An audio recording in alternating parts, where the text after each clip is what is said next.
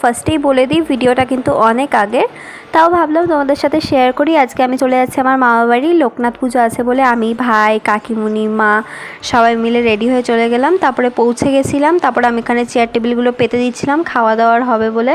আর এই দেখো ঠাকুরের জায়গাটা, এখানে প্রসাদের রান্না হচ্ছে, ভোগ রান্না হচ্ছে।